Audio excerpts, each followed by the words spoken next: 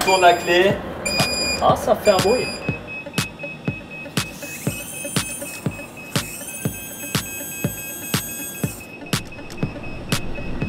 Salut et bienvenue pour un nouvel épisode de Airport Explain. Aujourd'hui, on va s'intéresser au fonctionnement des passerelles d'embarquement et surtout à ce truc-là. On ne sait pas trop ce que c'est, mais ça a l'air assez intéressant. On t'explique tout de suite à quoi sert ce drôle d'engin. Mais d'abord, voici comment fonctionne une passerelle passager. Apparues pour la première fois dans les années 50, les passerelles passagers permettent aux voyageurs d'embarquer et de débarquer sans subir les caprices de la météo. À Genève, une vingtaine de positions avions sont équipées de ce moyen d'embarquement.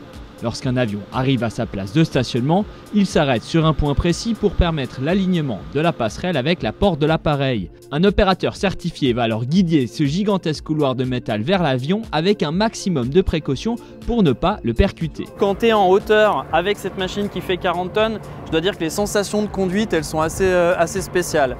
T'es pas forcément détendu quand tu la manœuvres, sachant que ça fait 40 tonnes et qu'il y a des mouvements au sol autour de l'avion avec d'autres véhicules et des choses comme ça. Ouais. Environ 260 personnes ont le permis passerelle à Genève. C'est Laurent Bigard et Ernesto D'Acosta qui forment les différents opérateurs.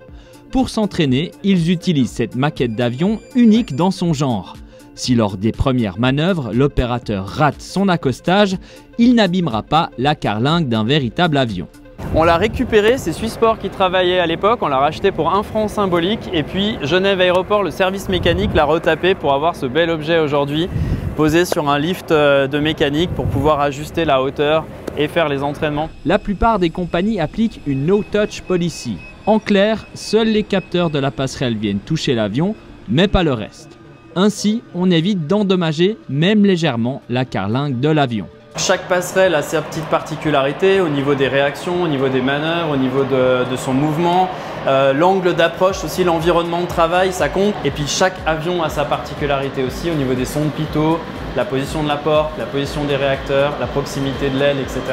Cet été encore, plusieurs agents d'assistance ont réussi avec brio leur permis passerelle. Vous penserez à eux la prochaine fois que vous prendrez l'avion. Félicitations, tu peux signer juste ici. Et puis je te colle la vignette.